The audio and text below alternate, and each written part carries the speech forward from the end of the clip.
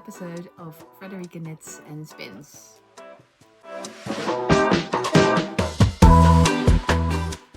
So this is episode 6 of the vlog series, and as you have probably noticed, there's been a little break since my last episode in March.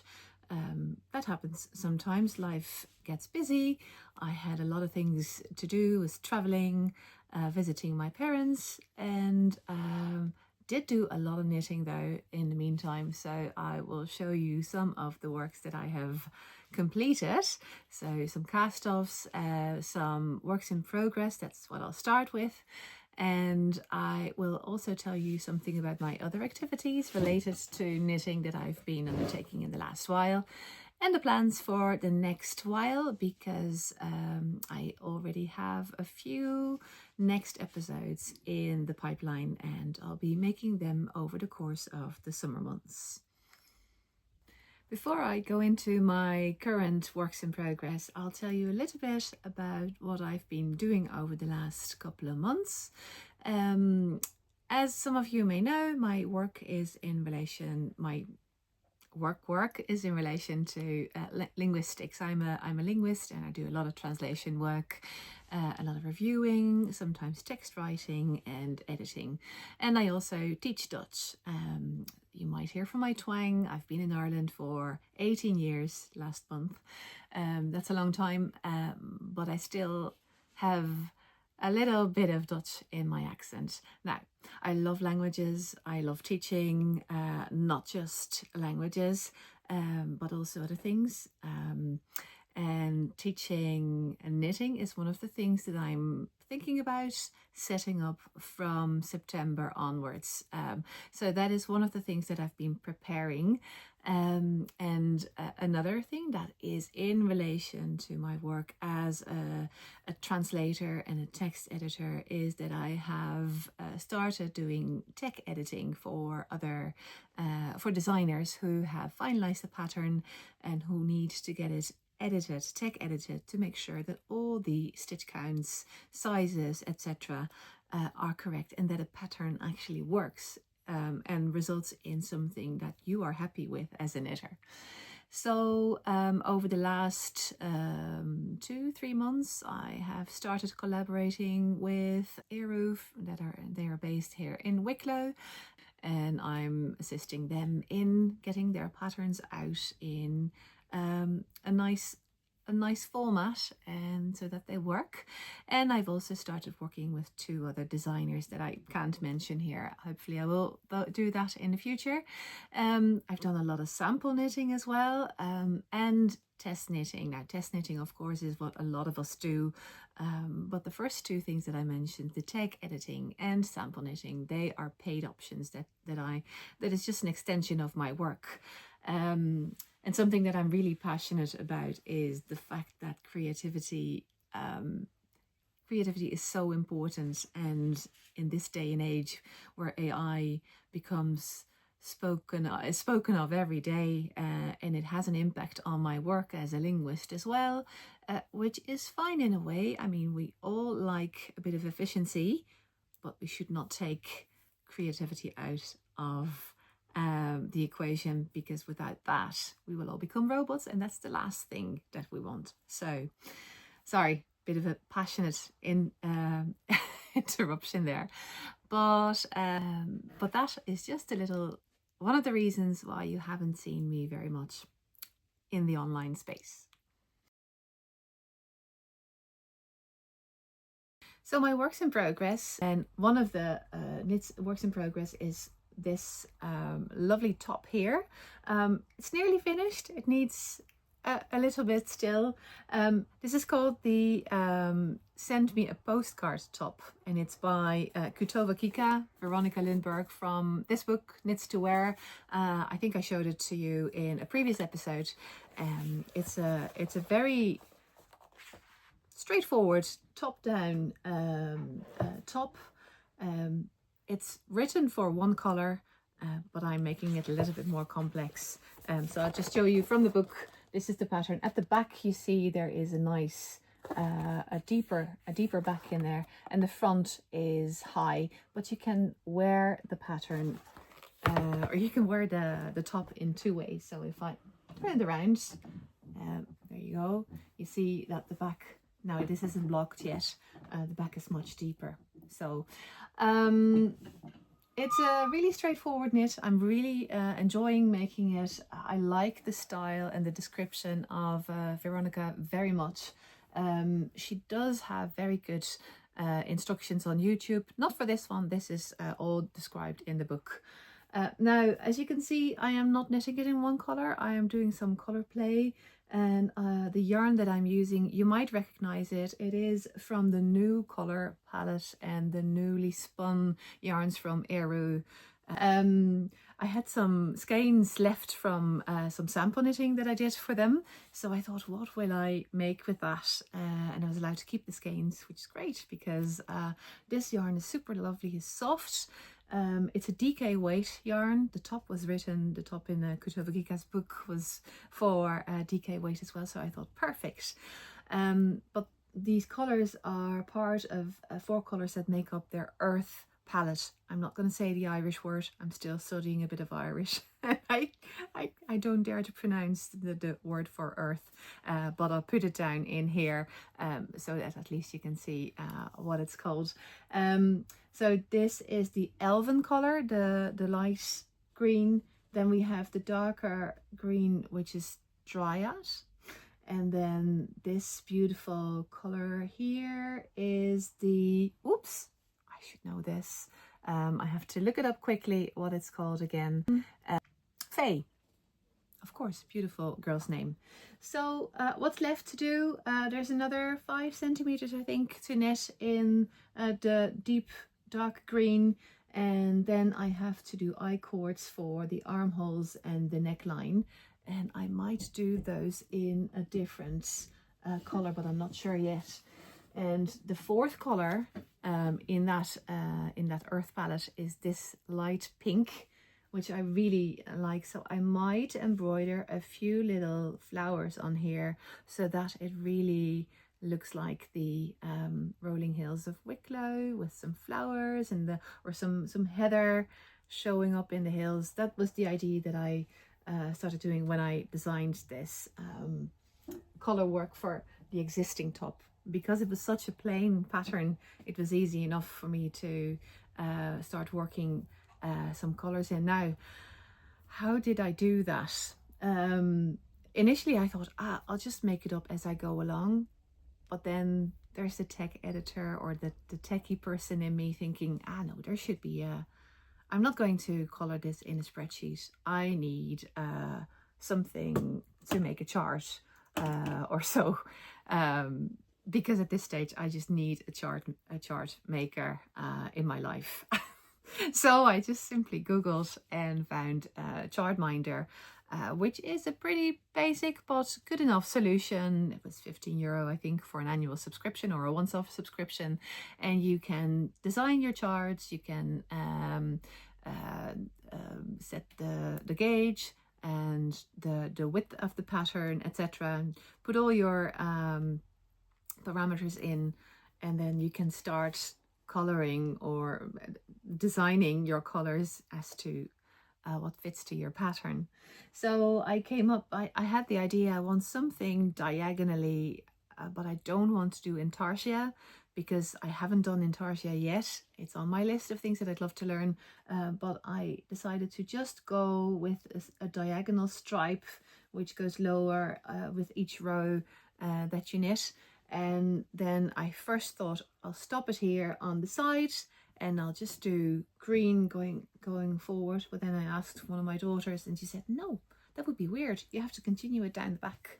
Now, of course, blocking will do a world of good to this because there's a little bit of puckering going on at the moment. But I know from experience that with a proper blocking, that will solve itself. And if it doesn't completely solve itself, I know what to do. I'll just embroider a couple of lovely flowers on top of that. So anyway, next episode, you'll definitely see the result.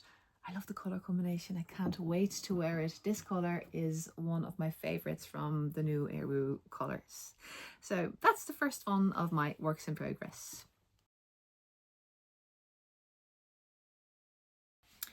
Next up is the Leaflette by Justina Korkowska, if I'm saying that correctly. She's also known as Latest Knits on Instagram. And I did knit the leaf kerchief, which has the same pattern as well earlier or last year it was, and I'm wearing that a lot. But I was really looking forward to making the full shawl length leaflet leaflet, that's what it's called, by her, because I really loved the design, and this was my first lace pattern, and I was very curious to see if it would work with a silk mohair or a lace weight yarn, and I think it does, because you can start to see the pattern really nicely, especially when I hold it up like that. Now obviously this will need a good blocking after I finish it, and I've only done a small bit. Technically speaking, this is not really summer knitting, although it would be a scarf that you'd normally wear in Ireland during the summer, because we don't always get this fantastic weather as we have at the moment. The yarn that I'm using is, I have it in a bowl at the moment, the skein was looking so much nicer. It is this beautiful deep marine blue, navy blue, what is it, a kid silk, and I bought this when I was in Paris in a little shop called Little Weasel, which is absolutely gorgeous. They had the most beautiful yarns. Found it very difficult to choose anything, so I only picked up this one. So yeah, it will be a nice memory to have a leaflet in this design, and I will hopefully be able to show you some more in a next episode on my works in progress. So next work in progress, this is my November vest by Petite knit. Not really a summer knit, but it is something that I'm knitting during summer. I'm knitting it for my aunt in Switzerland, who is turning 91 tomorrow, and when I visited her earlier in the year, she mentioned that she had been looking for a vest without sleeves, and it's called a débardeur in French. And I looked up some patterns on Ravelry and showed her some different designs, and we found this one. So it's by Petite knit. You might recognize it. Yes, I am printing those patterns still. Find it easy to make note every now and then when I need to. So yeah, I'm well underway. I'm using a beautiful yarn called the Alpaca O. I went to our lovely quality yarn shop in Dublin, This Is Knit, where they have started selling Sandnes garn, which is a beautiful Norwegian yarn. And so this is 100% alpaca. Do I say that correctly? No, it's 66% alpaca and 30% wool, and then a 4% acrylic mix. And my aunt, I sent her a little, a small swatch of the color, and she loved it, so I am making progress as we go. Now, first time I am doing a double knitted band and then continue with brioche, which is something I had to get my head around at first, but after a little while you get into the rhythm and it's beautiful, and the pattern is very well described, like most of Petite knit's patterns, so I can recommend it, especially if you're still newish to brioche.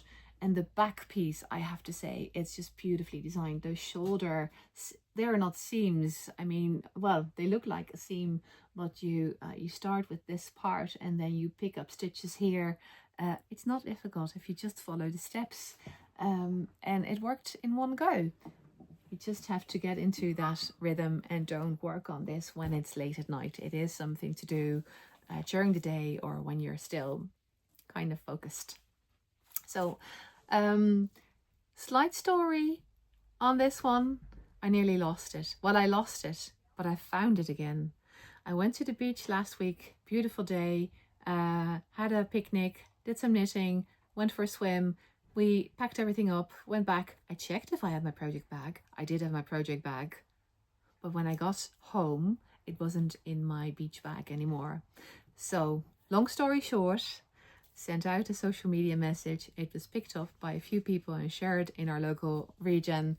And the next morning when I drove to the beach to go look again, if I could maybe find it, because my very expensive needles were in that bag with the project, and I was really gutted that I had lost it.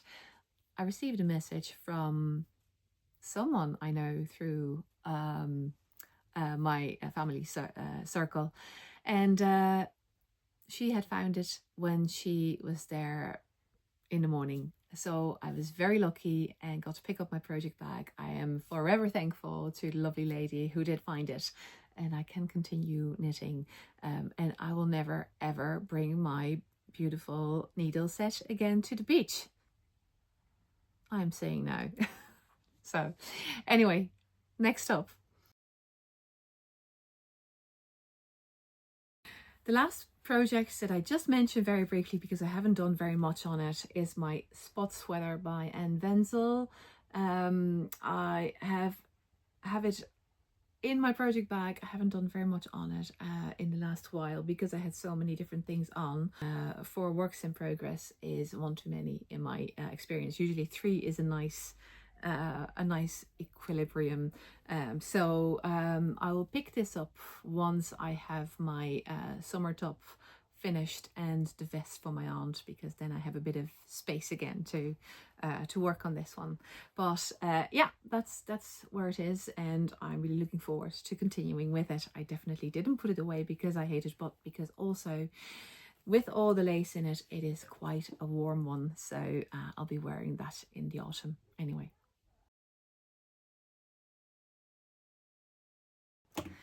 Then some of the completed projects from the last while. I'm wearing one at the moment, which is the Wavy Babe top by Veronica Lindbergh, Kutovakika again, which was a test knit that I did for her. So I received the pattern for free and I test knitted it.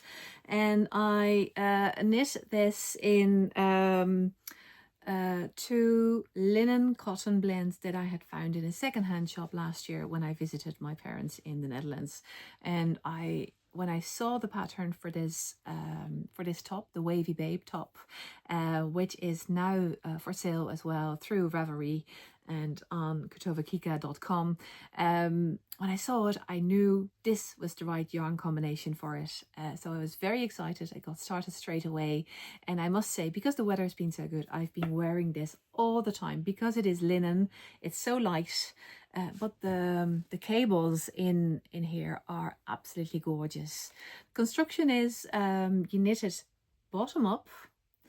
I usually prefer top down, but it's bottom up in the round and it's super simple. And then you knit flat from where you split for the armholes. So you do the front first and the back first, but they're identical.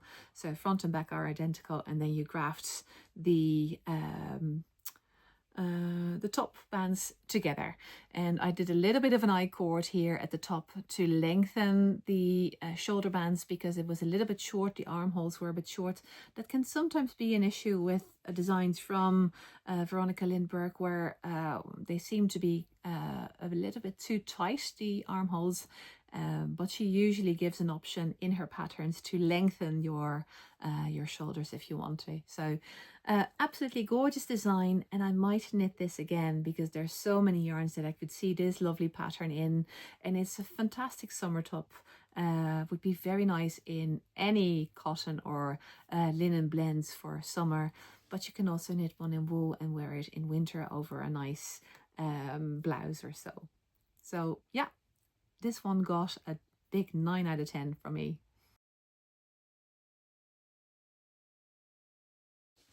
Another finished object are these 2 lovely self-striping socks that I knit for my friend, whose birthday it was in May, and I'll be dropping them over to her in August when I'm visiting her, hopefully.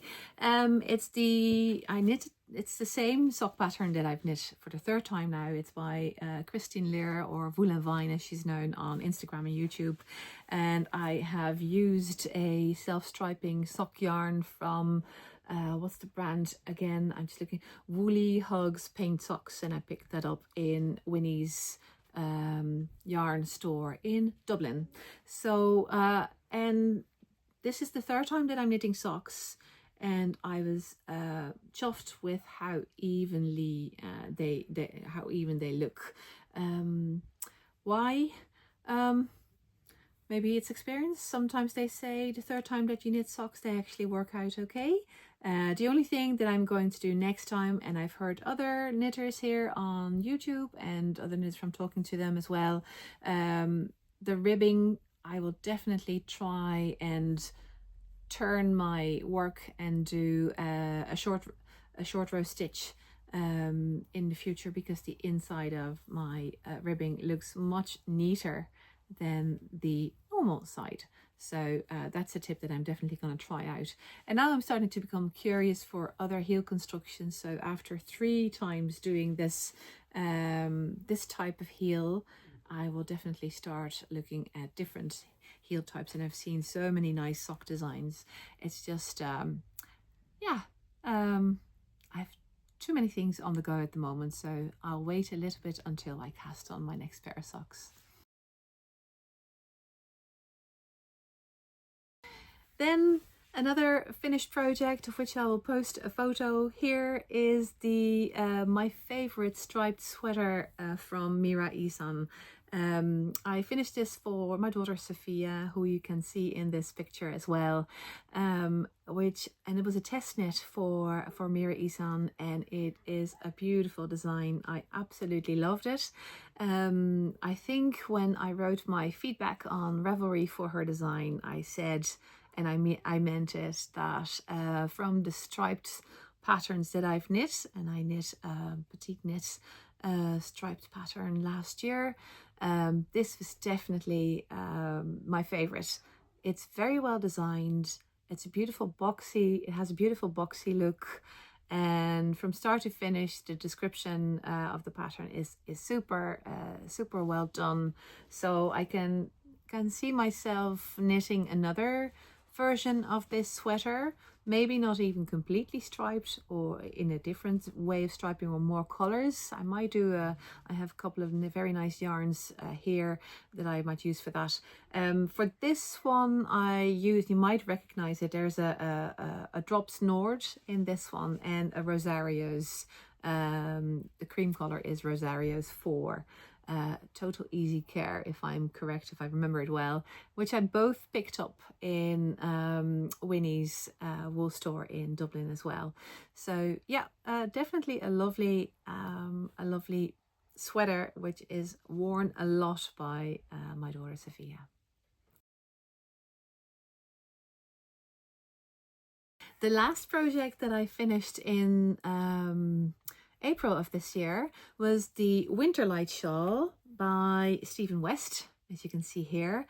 And in the previous episode of my vlog, I was talking about this because this is made completely with hand-spun yarns. All the yarns, all the 4 different colors in here are hand-spun by myself in a fingering sports weight approximately, and I had to spin a little bit of the variegated yarn at the end, which I had to blend first and then spin one ply, the second ply, and then ply it so that I had the right yarn, wash the yarn. So it took a lot of time, but it was the most beautiful most beautiful result. And the great thing was I made it for my mother-in-law, who turned 80 in April, and she is absolutely loving it. So hopefully she will be wearing it a lot come winter time.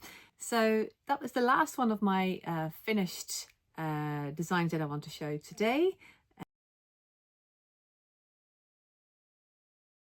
So in the next episode, I will be talking about how to go from a fleece, a Wicklow fleece, to some lovely yarn.